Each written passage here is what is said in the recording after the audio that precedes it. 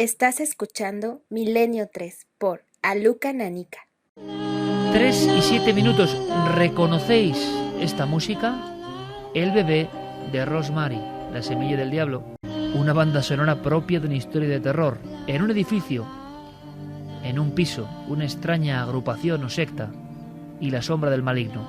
Lo comentamos luego, con detalle. Revivimos todo esto en nuestras proyecciones. Pero ahora toca el turno de la investigación. Terminábamos en esta larga noche, intensa noche, que espero que estéis disfrutando con todos nosotros. Nosotros sí lo estamos haciendo, por supuesto. Después del dossier hablábamos de Miranda, caso en vivo, caso que tiene muchas posibilidades y que estamos investigando. Javier, compañero, acababas hablando de una daga, entre otros objetos, que no es cuestión de ser, no sé, idólatras o creer en maldiciones de objetos, pero sí que personas pueden, incluso inconscientemente, focalizar sus miedos o temores, repito, inconscientemente, y aquí surgió la pregunta, por parte de la audiencia de Milenio 3, si habían hecho algún viaje exótico o tenían algún objeto. ¿Por qué? Porque ha ocurrido en algunos otros lugares con fenómenos anómalos. Curiosamente, esa pareja reaccionó de inmediato y recordó el viaje a Estambul. Y en ese viaje a Estambul, aunque no le dieron importancia, Javi, por lo que tengo entendido, surgen ya los primeros casos de sangraciones, ¿no? Sí, allí les salen en la piel unos pequeños sarpullidos que ellos achacan a las sábanas del hotel y bueno, pues al clima y a otros aspectos propios de un viaje al extranjero. Y claro, como decías, pues aquí en Milenio 3 los oyentes muy acertadamente empezaron a preguntar por estos objetos y pronto ellos cayeron en la cuenta de que efectivamente habían comprado unos objetos que además en unas circunstancias un poco extrañas, ¿no? Porque además fue todo en un anticuario, decía que eran unos objetos, especialmente el rosario, no estaba a la venta en el escaparate y el comerciante se lo sacó como del almacén. Bueno, todo como muy de película además, pero completamente cierto porque allí efectivamente estaban esos objetos y subjetivamente esos objetos transmitían algo que no eran buenas sensaciones, desde luego. Claro, tú me cuentas una cosa que es muy interesante. En la comunicación, por la instalación técnica, los compañeros, Enrique o Javi, o los propios protagonistas de este suceso en Miranda, no escuchaban unos a otros, era complicada la intercomunicación. Entonces, en muchas ocasiones escuchaban parcialmente el programa. Quien se ponía los cascos escuchaba ese fragmento del programa. Y entonces Javi, en un momento dado, ve como esta chica se levanta, va corriendo al dormitorio a buscar algo y tú no sabías de qué se trataba, y es cuando ves por vez primera ese rosario que te llama la atención, ¿no? Claro, yo no había escuchado absolutamente de qué iba el tema en ese momento y me quedé anonadado cuando de pronto me dice sígueme, con la mano me hace un gesto, voy detrás de ella en completa oscuridad en ese domicilio, rebusca en los armarios y saca ese rosario, esas de color granate con esas hebras al final, muy extraño. Yo no sabía de qué iba el tema, pero realmente a mí me puso la piel de gallina ese objeto. Subjetivo, desde luego. Ahora, ¿qué ha pasado a partir de ese instante?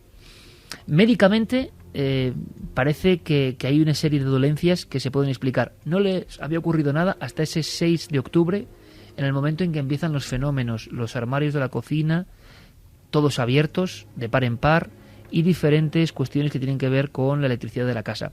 Sí había habido ese episodio justo en Estambul anterior, pero que no recordaban o no habían dado importancia. Incluso la propia protagonista pensaba que inconscientemente, teniendo las heridas o saliéndole esas ampollas de sangre o lo que sea, repentinamente había manchado partes de la pared, y entonces luego el impacto era tremendo al ver esas marcas. Enrique Chazarra, yo creo que ha seguido el caso con mucha atención. Gracias a él podemos tener esta investigación en vivo. Enrique, buenas noches. Hola, ¿qué tal? Buenas noches, ¿cómo estáis? Gracias por trasnochar, compañero, con nosotros en esta noche tan especial. Oye, yo te he visto muy desconcertado, me impresionó muchísimo, compañero, tu voz esa noche. Y yo no sé si tu desconcierto sigue en la misma medida o han pasado cosas en estos 7 días, que te han hecho tomar una u otra vertiente. Hombre, ahora viendo el asunto con perspectiva y analizando toda esa noche y todos los datos, ves el tema de otra manera, pero el desconcierto sigue siendo total. Es decir, allí fuimos testigos, tanto yo, Javi, como los compañeros técnicos y como las cámaras, de un suceso que no es habitual, es decir, ver una sudoración de sangre delante de tus narices, ¿no? Entonces, digamos, ese impacto visual es una sensación que choca de lleno con esos esquemas escépticos, ¿no? O lógicos, o esa lógica que intentas buscar a un suceso como este. Entonces el desconcierto, a pesar de haber pasado una semana, pues sigue igual. Al margen de que la explicación, como bien estás diciendo, bueno, pues tengo una explicación médica o científica, ¿no? No deja de ser un hecho bastante curioso. ¿Y tú crees, Enrique, que esta es la clave? Desde luego es una explicación médica, pero todo el mundo habla de a nivel de sangración, como hemos grabado y como se podrá ver. Vamos, no conocemos muchos casos, ni en España ni en el mundo, donde se puedan grabar con esta facilidad. Eso es lo primero, es algo excepcional. Y segundo, que ocurre en una casa donde hay otros fenómenos. ¿Los fenómenos se han mitigado a raíz de la emisión del programa? Sí, posteriormente, bueno, tanto Javi como yo hemos estado en contacto con esta pareja y la verdad es que los fenómenos se habían reducido, habían desaparecido prácticamente. Lo que pasa es que ahora se estaban enfrentando a otro fenómeno, digamos, tan preocupante casi, o por lo menos para ellos tan preocupante como el propio fenómeno, que era el fenómeno social. Claro. Porque no te puedes hacer una idea, en Miranda de Ebro, que prácticamente es una población pequeña de unos 40.000 habitantes, pues el eco que ha tenido toda esta historia siendo un misterio que está en boca de todos, ¿no? Entonces, todos los medios de comunicación locales se han volcado con esta historia, se ha intentado localizar a los testigos y claro, esta pareja tenía miedo de digamos, salir de ese anonimato, ser descubiertos, porque eso al fin y al cabo pues siguen, digamos, sin querer, ¿no?, ningún afán de protagonismo. Es un poco el drama cotidiano que pocas personas, sobre todo escépticas, entienden ni saben, ¿no? Hay individuos, pero no hablo de personas concretas, sino en general, que se creen que es muy divertido contar cosas extrañas para ganar popularidad. No se dan cuenta que, como en los casos que hemos contado del tema abducción, o este mismo caso, lo que se busca es todo lo contrario. Enrique pues tiene que esforzarse para que lleguen casos de este tipo. Nuestro equipo, nosotros, tenemos que arrancar muchas veces los casos. En este caso, solo por la angustia y poder ayudar, que por fortuna creo que se está logrando, vamos a ver hasta dónde llegamos, pues nos permite estar contentos, ¿no?, en general, con lo que está pasando. Pero hay que decir que esta gente sufre y no quiere ser reconocida por un tema tan espinoso. O sea, en este mundo que vivimos, donde parece que salir en la tele es la gloria y el éxito, en fin, en ese mundo de banalidad y de aborregamiento estamos, ¿no? En ese mundo donde parece que la popularidad banal es lo que vale, no tiene nada que ver con el misterio auténtico. La gente que sufre el misterio auténtico no quiere saber casi nada. Y cuando va gente a Cuarto Milenio o viene a Milenio 3, habitualmente es con mucho esfuerzo por nuestra parte, porque saben que pueden tener problemas. En este caso, lo que nos salva es que de momento parece que la cosa se ha calmado y que seguro, espero que por nuestra parte y por parte de Javier Pérez Campos y de Enrique Chazarra han recibido respeto, cariño y comprensión. Eso es lo primero, y eso creo que es lo básico. Enrique, a raíz de los objetos han pasado cosas. ¿Será un efecto placebo? ¿Será lo que cada uno quiera? Pero al parecer ha ocurrido, ¿no? Sí, efectivamente. Además es curioso porque eso, al hilo de lo que estás comentando, ¿no? Ya sabes que los investigadores, bueno, pues cuando te acercas a un fenómeno de estas características o cualquier otro tipo de fenómeno insólito, pues bueno, siempre recopilas testimonios y, digamos, es limitado, ¿no?, a la hora de investigar. Pero ahora esa sensación de ser testigo y estar al otro lado, digamos, de la investigación, pues te hace sentir por lo que tú estás comentando, ¿no? Que, bueno, conmigo se han puesto en contacto muchos medios de comunicación, muchos amigos, amistades e investigadores incluso de la zona de Miranda, y de alguna manera notas como, digamos, se ponen en duda, ¿no?, lo que tú realmente has visto con tus propios ojos. Entonces estás al otro lado, digamos, de la investigación, al otro lado del caso, y es una sensación que, bueno, a estas alturas me parece increíble, ¿no?, que la esté viviendo de esta manera. Enrique, pero qué interesante es esto, amigo, compañero de tantas andanzas, qué interesante es esto. ¿Y sabes por qué? Porque nos puede pasar a todos en cualquier momento. Es decir, tú has hecho siempre gala, primero de tu reciedad, hay que decirlo, de tu, ni siquiera es escepticismo, que es que esa palabra se ha prostituido tanto, de tu lógica racional, ¿no? De decir, ¿dónde está el misterio? Vamos a descubrirlo, porque es nuestra obligación, de acuerdo. Pero también quizá entendemos ahora, a tanta gente que le han pasado cosas raras, la incomprensión inmediata, lo fácil que es opinar, lo fácil que es ir de lógico. Amigo, menos cuando ves algo te pasa algo, ¿no? Claro, efectivamente. Además, en este caso, es una evidencia física, ¿no?, que es algo poco habitual en este tipo de investigaciones. Y, bueno, hay varios testigos, hay cámaras, en fin, cualquier persona puede visionar el fenómeno en sí, y aún así pues la gente lo sigue poniendo en duda, ¿no? Entonces esa reflexión que estamos comentando, pues es curioso que a estas alturas te pase, ¿no?, de digamos, ese escepticismo, o no escepticismo lo que tú dices, sino de esa duda que siempre has tenido al respecto de estos fenómenos, pero que, bueno, ahora lo has vivido de esta manera, y ya digo, y aunque tenga una explicación médica o científica, pues bueno, no deja de ser insólita, lógicamente.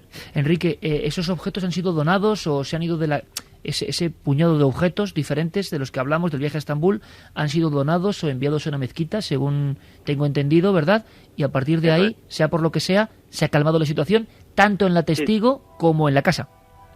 efectivamente, los fenómenos han remitido, las observaciones han remitido, y de alguna manera, pues bueno, ahora viene la gran pregunta que antes planteabas, ¿no? Si esto ha sido un efecto placebo, si realmente esos objetos tienen algo que ver. Porque ellos le están dando muchas vueltas al asunto, y bueno, incluso creo que se comentó en el milenio de la semana pasada, de los males de ojo y cosas por el estilo.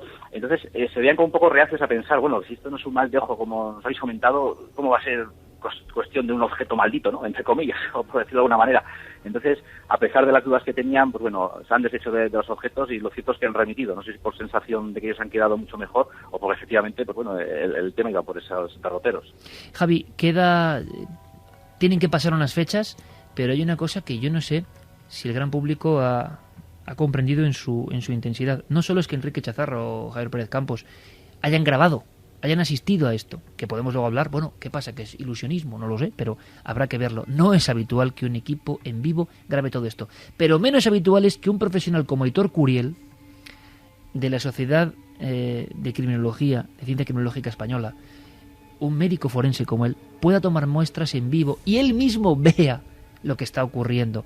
Faltan algunos días para las pruebas, pero lo vamos a contar todo, por supuesto.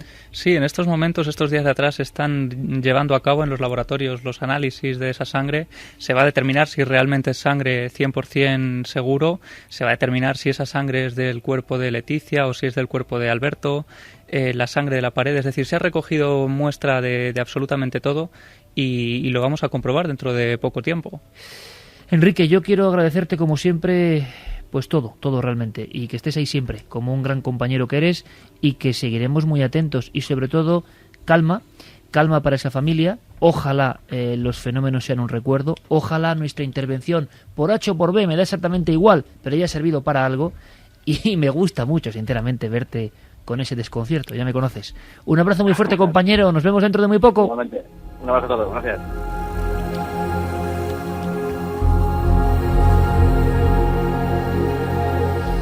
¿Qué os parece si ahora ponemos un proyector? ¿Tú has visto La Semilla del Diablo? Yo sí. Es una película, como diríamos, bastante chunga, ¿eh? Ahora en mi estado no la vería. Sí, no, es verdad, ahora me la acabo de dar cuenta, sí. Mala Es elección, el sí. hijo del diablo, sí, de alguna forma, ¿no? Algo extraño, o creen en eso. Es una de esas películas, ¿verdad, Santi? Que tiene ese pozo, ¿no? No llega a ser un miedo tremebundo, ¿no? Como El Exorcista, además, pero tiene Inquietud. esa capa oscura, ¿eh? En el fondo tiene ese miedo de lo que hablábamos antes de los abducidos. Esa Rosemary que poco a poco va perdiendo el control de su vida y se va dando cuenta de ello, de que su vida está siendo guiada por otras personas y que cuando quiere escaparse de esa telaraña se va enredando cada vez más. Eso da mucho miedo. Recordemos esta película y, sobre todo, recordemos una historia anexa que nos ha dejado boquiabiertos. ¿Sabéis que el edificio Bramford tuvo bastante mala fama a finales del siglo pasado? ¿Por qué? Es donde las hermanas Strange llevaron a cabo sus experimentos dietéticos y donde Kit Kennedy celebraba sus reuniones. Las hermanas Strange eran dos auténticas damas victorianas que cocinaron y se comieron varios niños, incluyendo una sobrina. Y Adrián Marcato practicaba la brujería. Causó un gran revuelo en los años 90 al anunciar que conjuraría al mismísimo diablo. Me parece que exageras. Después vino el asunto de Kit Kennedy. Y allá por los años 20 el Bramford quedó medio vacío. Lo llamaban el siniestro Bramford. Pero, Hatch, en todos los edificios de apartamentos ocurren cosas. Ese tiene el récord de acontecimientos desagradables. Proyección basado en hechos reales. Arriba, en la última planta, por supuesto viejo celuloide, Javier Pérez Campos. ¿Qué tenemos que saber que no sepamos ya de esta película?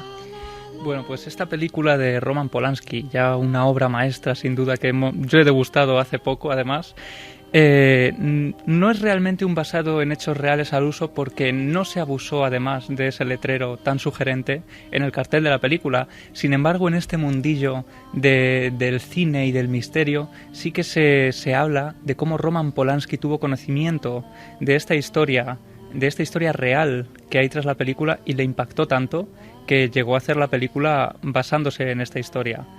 Tenemos que recurrir a un edificio, 1856. El señor Charles Hull empieza a construir un edificio, pues tiene además ese estilo industrial propio del Chicago del siglo XIX, ladrillo rojo, 4 plantas, grandes ventanales. Además lo construye en un sitio en el barrio de Halstead, un sitio muy glamuroso de moda en esa época. y sin embargo 15 años después un gran incendio asola Chicago y justo esa zona, que había sido una zona glamurosa, queda como un barrio marginal, lleno de industria, de prostitución, de pobreza. Y finalmente el señor Hull muere casi de tristeza en su habitación de esta casa. Si quieres, vamos a ir escuchando poco a poco momentos de la película para que podamos hilar con la historia real. Salió del infierno y engendró un hijo de mujer mortal. ¡Salve Satán! ¡Salve, Satán! Satanás es su padre y su nombre es Adrián. Vencerá a los poderosos y derribará sus fortalezas. Redimirá al despreciado y tomará venganza por el torturado y el quemado. ¡Salve Adrián! ¡Salve Satán! ¡Salve! La historia de la película era un grupo de personas influyentes, enloquecidos, que quería entrar al mundo poco menos que al anticristo, y al final una pobre mujer era víctima de toda esa red tremenda, ¿no? Pero sobre esto se teje esa otra historia paralela, real, lugar de los hechos y mito, entre la leyenda y la verdad, que ha dado mucho que escribir, sobre todo en Estados Unidos, claro. Claro, porque viajamos ya, después de este gran incendio, a 1889. Jane Addams, que es ni más ni menos Premio Nobel de la Paz en 1931, pues en 1889, en este edificio que parecía ya maldito desde un primer momento, crea una casa para ayudar a los más desfavorecidos de la zona, para intentar acoger de alguna forma una casa de acogida a esta gente pobre.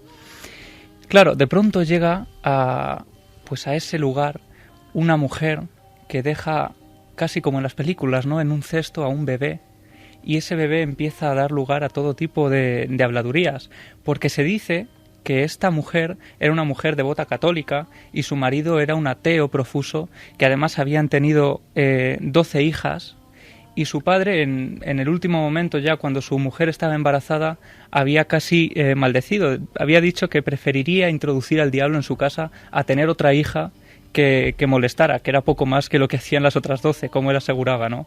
Además, en el momento del parto, la mujer tenía un crucifijo en su pared y el hombre, totalmente desatado prácticamente, lanza este crucifijo contra el suelo, ¿no?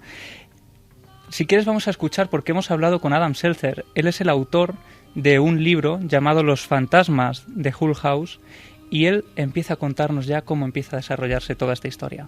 En 1930 corrió el rumor entre los vecinos de que el hijo del diablo había nacido cerca de allí. El modo en que esto ocurrió depende de la persona que cuenta la historia.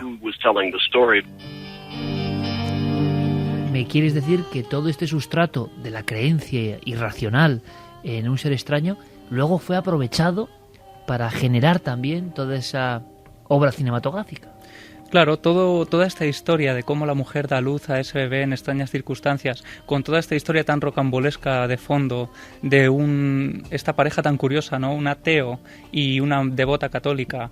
Y luego también, pues, cómo siguen transcurriendo los elementos de esta historia, porque una vez que dejan a este bebé en la puerta de Hull House, pues es Jane Addams quien intenta bautizar a este pequeño, y se cuenta que en el momento del bautismo el niño salta de los brazos de la persona que intenta bautizarlo, empieza a andar, a bailar y a reír.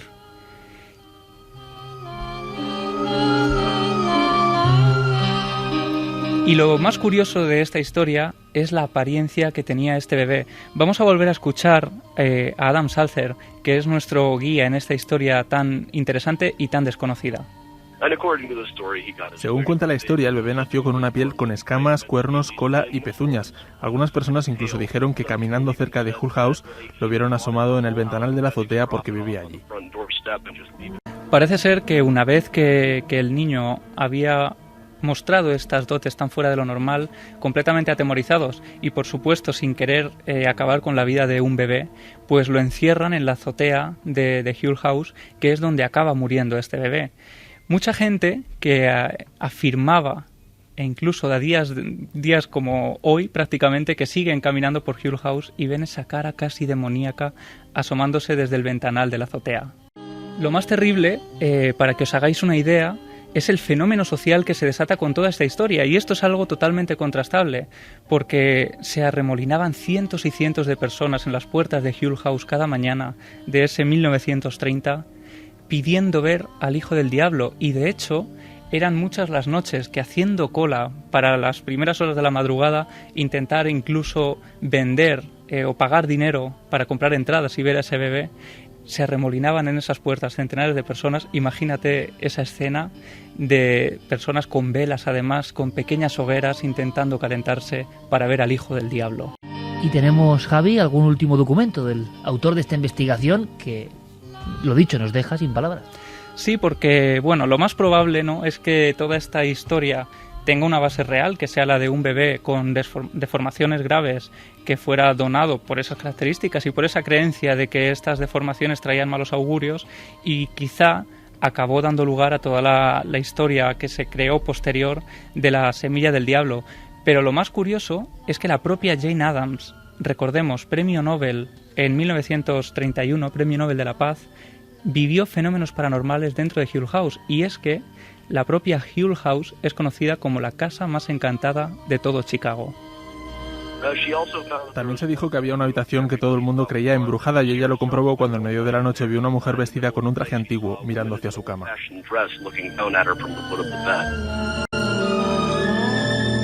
De todas formas, una vez más, cómo son, en el buen sentido, los estadounidenses con el misterio, ¿eh?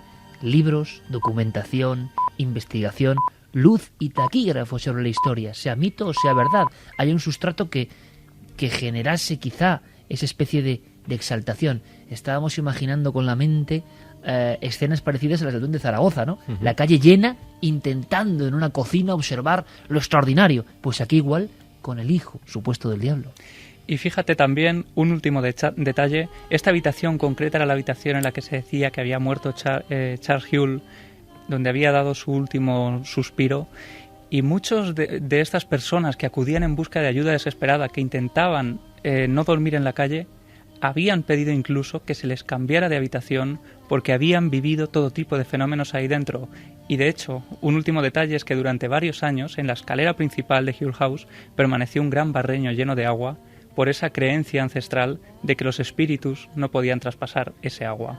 Cuando Javier Pérez Campos sube a la zona de proyección, en penumbra, con el sonido, el rodar antiguo de esos proyectores que ya han sido sustituidos por lo digital, él se pone siempre el chaqué, él se pone siempre la pajarita y unos anteojos, recordando a su viejo ídolo, Alardo Prats, periodista y proyector de cine, por supuesto, y nos seguirá trayendo sorpresas de este tipo, que para eso está.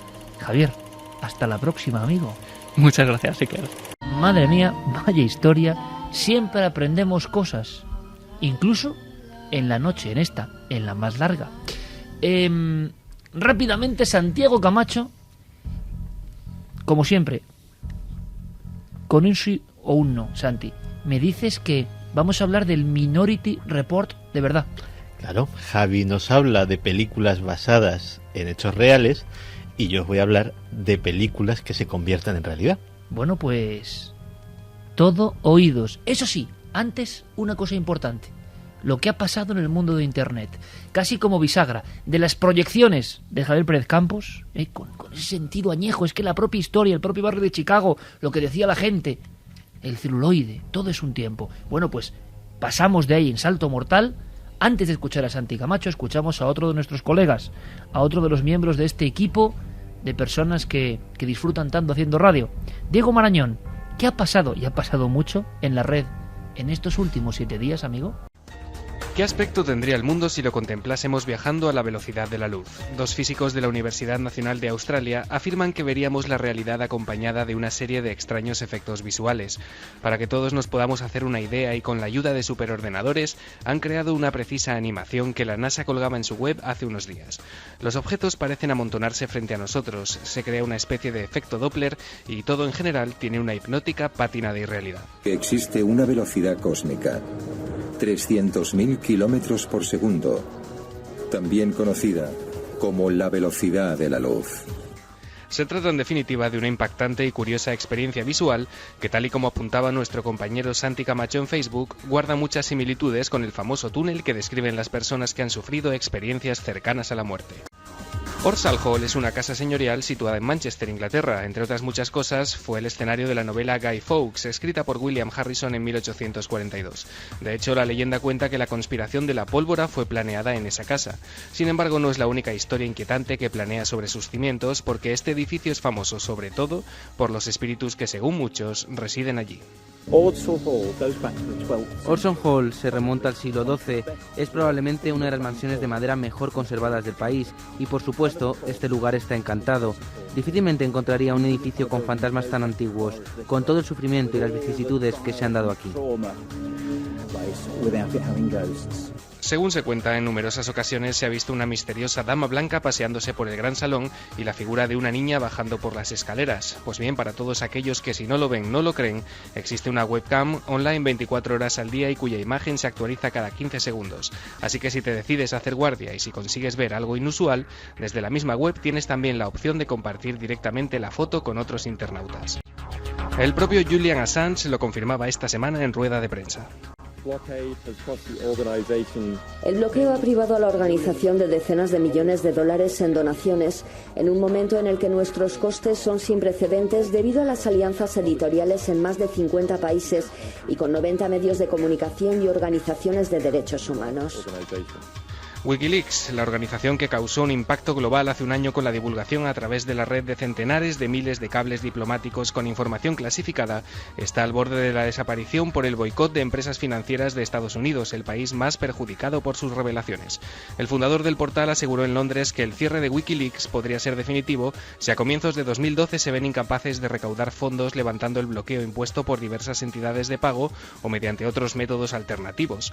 Según Assange, todavía quedan por publicar 100.000 cables diplomáticos más y su organización necesitaría unos $3,5 millones de dólares para sobrevivir durante los próximos 12 meses. Desde hace muchos años, la web Mars Anomaly Research se encarga de recoger y divulgar todo tipo de sorprendentes imágenes y teorías extraoficiales sobre Marte. Hace unos días, unas extrañas imágenes procedentes del programa Google Mars hacían saltar la polémica en la red. Motivos no faltan porque los responsables de la web afirman que el contenido visual del informe 208 hace pensar en huellas comprobables y procedentes de un hipotético sistema de transporte en la superficie del planeta, así como en evidencias de la posible existencia de agua en estado líquido cerca de un grupo de cráteres.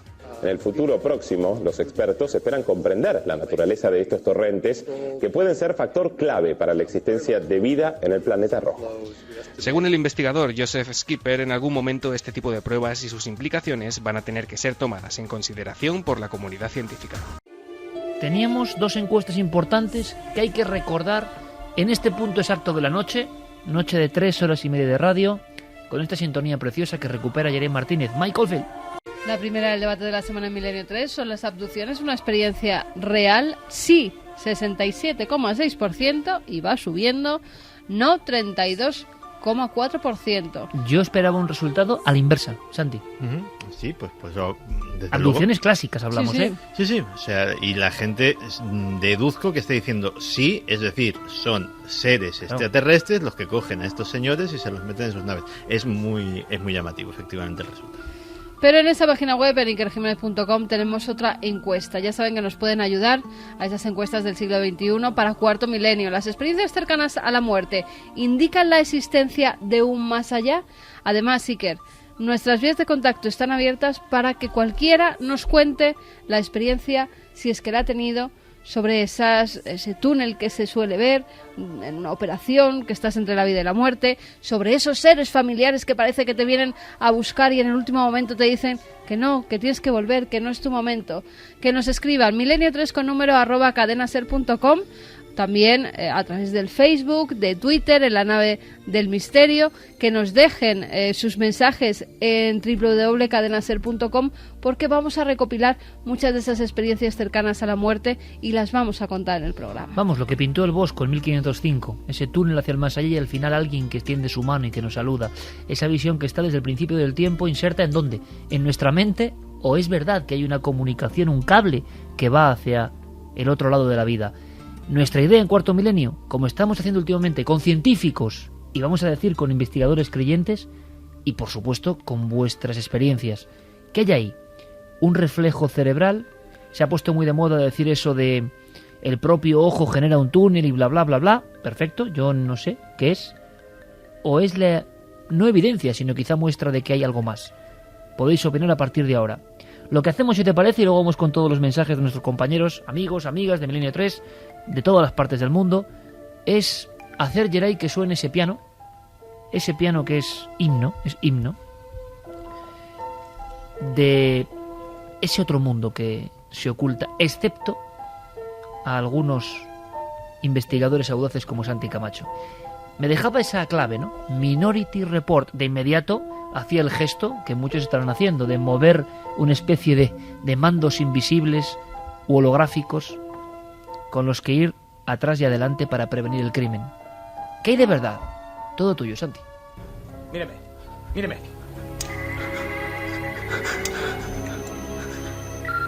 Positivo, es Howard Marks. Señor Marks, por orden de la División Precrimen del Distrito de Columbia, le detengo por el futuro asesinato de Sarah Marks y Donald Dubin que iba a suceder hoy, 15 de abril, a las 08:04 minutos. No, yo no he hecho nada. ¡Sarah! Su sombrero. Adiós. ¡No me pongan el halo! ¡Sarah! ¡Las manos en la cabeza! ¡Ayúdame! ¡No iba a hacerte nada! Soy la oficial Scott de la Unidad de Respuesta al Trauma de la División Precrimen. Siéntese y escúcheme. Su marido ha sido detenido por agentes de la División Precrimen. La División Precrimen.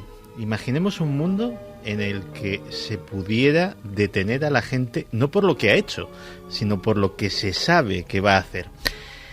Pues por extraño y por sorprendente que parezca, los Estados Unidos está probando actualmente un sistema de detección precrimen y está planeando llevarlo a la práctica. Y no lo digo yo ni lo decimos los conspiranoicos de turno. Hay un documento oficial en el que se explica por completo el proyecto y se ha hecho público por parte del Centro de Información de la Privacidad Electrónica, que por ley tiene que hacer públicos documentos oficiales que afecten a la publicidad de la información íntima de las personas. Ese dispositivo estaría ubicado en aeropuertos, en calles, en metros y autobuses, en centros comerciales, vigilando absolutamente a todo el mundo, estando atentos sus operadores a que una persona fuera a cometer un delito dentro de 5, de 10, de 20 minutos y poderle detener antes. Es llevar mucho más allá cualquier sistema de vigilancia de estos del Gran Hermano te vigila, de todos los que se han hecho hasta ahora, y posiblemente nos lo intentarían vender así. Imagínense un mundo sin crímenes. Perdí a mi mejor amiga. Perdí a mi tía. Perdí a papá. Perdí a mi padre. Perdí a mi mujer. Hace apenas 6 años la tasa de homicidios en este país había alcanzado proporciones de epidemia. Parecía que solo un milagro detendría aquel baño de sangre. Pero en vez de un milagro se nos concedieron 3. Los precognoscentes. En solo un mes con el programa Precrimen, el índice de asesinatos en la ciudad de Washington se redujo un 90%. Iban a esperarme en mi coche. Iba a violarme. Iba a apuñalarme. Aquí. En un año, Precrimen acabó de forma efectiva con los homicidios en la capital del país. Durante los 6 años que ha durado este sencillo experimento, no se ha cometido un solo crimen. Pues en este caso no son 3 videntes autistas metidos en una piscina, como sucedía en Minority Report, sino la tecnología de detección de atributos futuros, FAST, por su acrónimo, desarrollada por el Departamento de Seguridad Nacional de los Estados Unidos.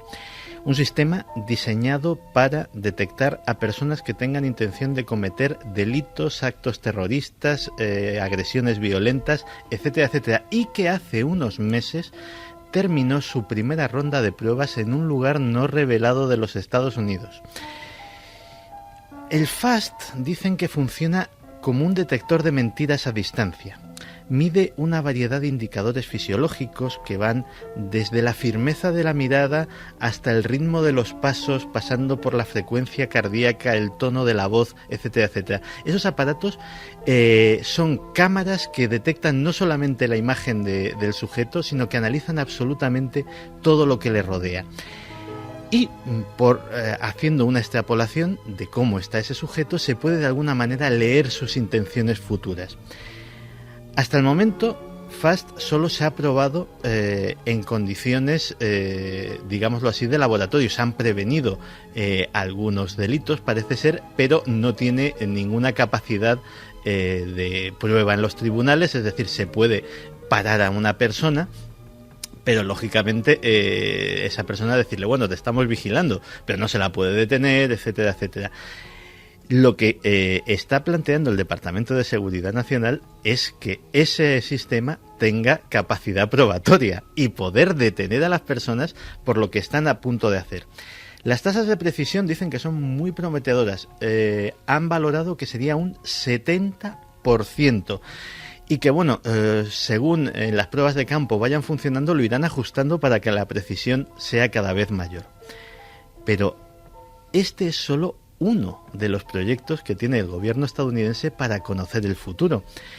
Porque, ¿y si te digo que para prevenir un ataque terrorista, una catástrofe humana, un nuevo brote de recesión económica imprevisible, la CIA y Google han creado una empresa conjunta que se llama Recorded Future, futuro grabado, en el cual un sistema informático sofisticadísimo va analizando millones y millones de páginas web, de cuentas de Twitter, de cuentas de Facebook, de vídeos de YouTube, intentando encontrar patrones por unos algoritmos de inteligencia artificial muy sofisticados que puedan predecir acontecimientos futuros a través, digámoslo así, del run, de lo que se rumorea, de lo que se puede extraer profundamente de los comentarios de millones y millones de personas. Pues la CIA se ha gastado en esto, en esta nueva tecnología que lo llaman In-Q-Tel, más de 10 millones de dólares que ha invertido en esta empresa conjunta con Google, Recorded Future, y que parece ser que también están muy, muy, muy contentos con los resultados. Pero es que hay un tercer sistema tecnológico para predecir el futuro, posiblemente el más conocido, el que es privado y el más inquietante. Lo llaman el WebBot. El WebBot funciona desde 1990 y viene siendo la versión un poquito más primitiva de este invento nuevo de la CIA. Y básicamente se trataba de analizar un montón de variables, desde cotizaciones de bolsa a consumos eléctricos, etcétera, etcétera, para prevenir oscilaciones en el mercado de futuros y en el mercado de valores. Es decir, los creadores del WebBot lo que pretendían era tener un oráculo financiero que les funcionase a la hora de hacer sus inversiones en diversos mercados. Pero con el tiempo WebBot se fue sofisticando más y en 2001 predijo, concretamente a principios del verano de 2001, que en los próximos 3 meses sucedería algo que cambiaría la historia de la humanidad. Efectivamente, todos lo estábamos pensando, el 11S. Y a partir de entonces empezó a ver si WebBot podía servir para predecir también otro tipo de cosas. Pues lo último que ha predicho, que también tiene su cierta lógica porque no se habla de otra cosa en la red, es el fin del mundo para 2012. Y además no solamente lo ha predicho, sino que ha dado la causa. Lo que dice WebBot es que van a cambiar los polos magnéticos de la Tierra y que eso va a ser lo que va a generar el fin del mundo. Ha tenido sonoros fallos. WebBot predijo una guerra mundial para hace unos años y una invasión extraterrestre para apenas hace un par de ellos, y no se han cumplido. Pero parece ser que para asuntos menos trascendentes sí están también afinando bastante la precisión de este robot adivino. Las auténticas lecciones de Santiago Camacho. Estaremos muy atentos porque da la sensación general de que todo se acelera. Precisamente Guillermo León, que de Internet sabe un rato, hace escasas horas me mandaba un reportaje de Benjamín Prado en El País. Me ha parecido muy interesante. Hablaba de cómo está variando nuestra mente respecto al uso de Internet. Pues mira, haciendo uso de Internet espero vuestra respuesta. ¿Os interesa el asunto como un debate o no? Veréis, hay científicos que dicen que nos estamos aborregando de una forma exponencial, que somos menos inteligentes, que somos menos capaces de profundizar en las cuestiones y que por vez primera es increíble, tenemos más información, pero somos menos capaces de reflexionar y analizar que lo que fueron nuestros padres. La primera vez que ocurre eso en la historia de la evolución del cerebro humano. Por otro lado, hay científicos y especialistas que piensan que nuestra capacidad de analizar, ordenar y buscar información es sorprendente. Es más, que Internet se está comportando ya como una especie de mente global. Una revista o un libro tiene una unidirección.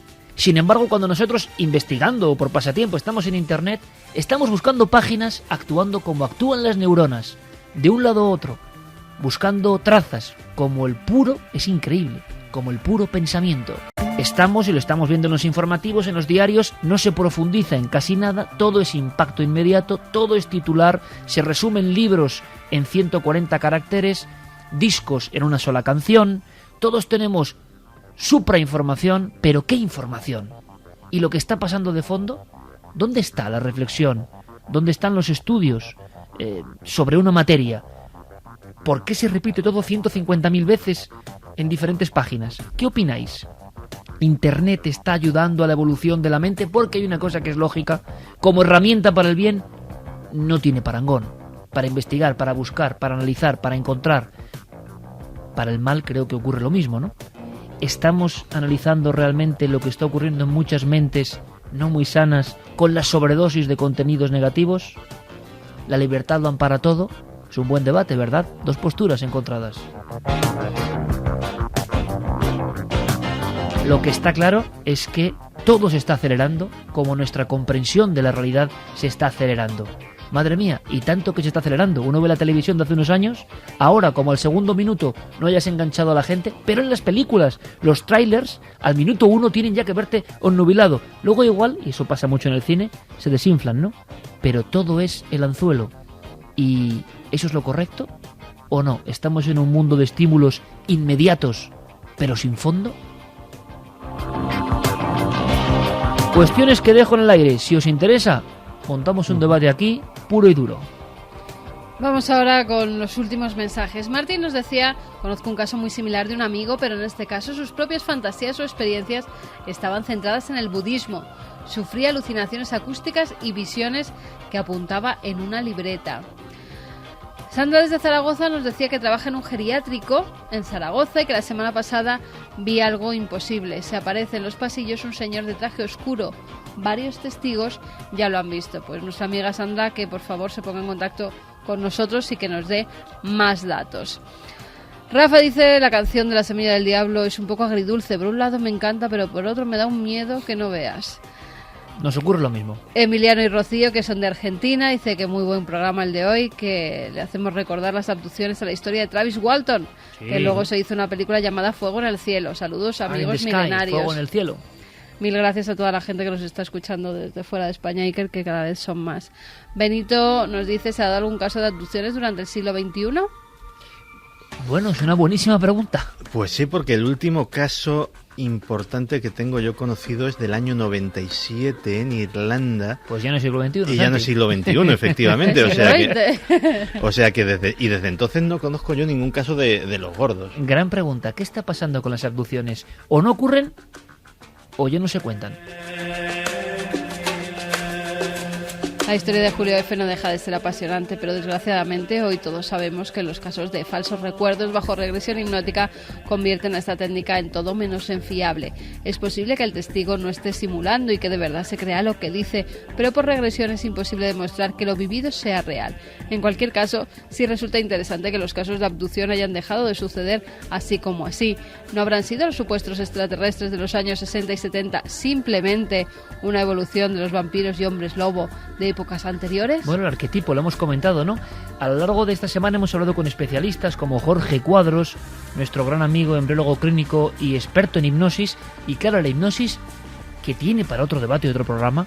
Oyes a los médicos hablar de hipnosis y uno piensa: ¿pero es como entrar en otra dimensión o no? ¿O qué es? Es lo más aceptado dentro del misterio, pero sigue siendo un poco tabú, y parece que es verdad. Se puede condicionar por hipnosis a alguien, y casi todo el mundo concluye, los expertos, en que no se puede arrancar a alguien algo que no quiere realmente decir o revelar. Un mundo que también habrá que tratar con toda la profundidad que merece. Abel Arcas nos decía, la frase 3-7 cuadrado podría ser algún tipo de resorte para el subconsciente al estilo MK Ultra. Pues mira, no se me había ocurrido, pero es una posibilidad. Sinceramente pienso que estos experimentos son realizados por personas excepcionales, pero no por ovnis, sino más bien por los estados y sus servicios militares o de inteligencia. Nos lo comentaba Cándido. Es curioso lo que dice Cándido y mucha gente, y es lo lógico, y es la tendencia natural, ¿no? No creer en algo tan físico como los ovnis. Los ovnis, incluso en el último tiempo, os des cuenta, se desmaterializan hacia lo evanescente, lo psicológico, lo no es el marciano con tuercas y tornillos. E incluso muchos investigadores ufanos dicen, yo no puedo creer que hay una nave que deje... En fin, lo que todos ya sabemos, bla bla, 20.000 veces. Pero como dicen el demonio y los vampiros, quizá su gran truco es que todo el mundo deje de creer en ellos para seguir apareciendo, ¿no? Yo es que fíjate, últimamente estoy muy clásico, no sé qué me está pasando, estoy volviendo a la bizarrez. David nos dice, y no puede ser que entrase en otra realidad paralela, ¿creéis que estarían probando algún nuevo artilugio los Men in Black? Pedro, ¿no tenía Julio F. algún tipo de enfermedad psíquica? Por los 5 cartuchos Parece en el que no. bolsillo, por si acaso, extraño camarero que nunca trabajó allí en la realidad. Puede ser que esa historia de la parada en el hostal y los demás detalles ocurridos desde que salió fuera implantado por los extraterrestres en su mente. Si queréis un día, si queréis, hacemos una historia sobre casos realmente absurdos de este tipo, no con abducciones, pero donde el testigo se mete en un mundo como onírico, no sabemos hasta qué punto real o irreal, pero a raíz de un inicio auténtico, de algo físico, empiezan a ocurrir cosas rarísimas. Hay varios casos impresionantes en España y que de verdad la vida de esta gente se acaba convirtiendo en una película o de espías o de terror. David Alcántara de Zaragoza dice, todo este tipo de encuentros con supuestos seres de otro mundo tienen una repetición, es decir, hay casos de varias personas de encuentro con los mismos seres. Pues sí, la inmensa mayoría, ¿verdad, Santi? Se repite. De hecho, además, eso, sobre todo en aquellas abducciones que son posiblemente las más terribles o los casos más angustiosos, que son los que suceden dentro del propio domicilio. Es decir, que de repente te levantas por la mañana... Esa vuelta de tuerca del fenómeno, ¿no? Sí, te levantas por la mañana y te empiezas a notar unas cicatrices, unas gotas de sangre en la cama que no había...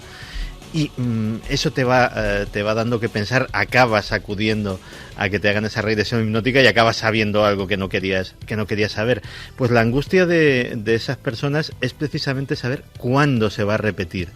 Y la verdad es que yo he tenido ocasión hace muchos años, cuando trabajaba en la revista Enigmas, de hablar con 2 personas que les pasaba eso, y te puedo asegurar que son personas que viven en un estado de angustia perpetua que no se lo desea a nadie. Alberto de Granada dijo, ya lo dijo Carl Sagan, declaraciones extraordinarias exigen de pruebas extraordinarias.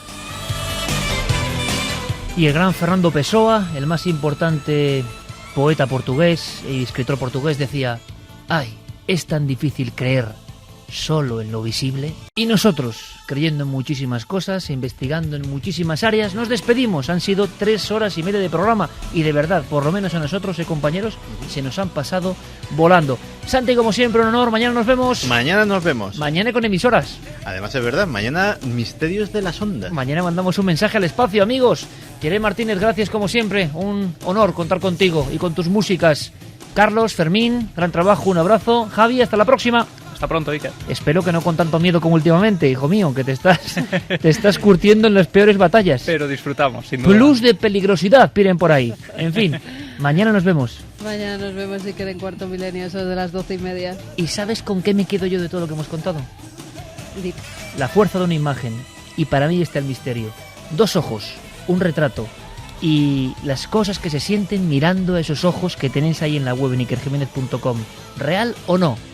Lo que se siente, el terror es extraño, desde luego, más que real. Hasta la próxima semana, amigos, sed muy felices.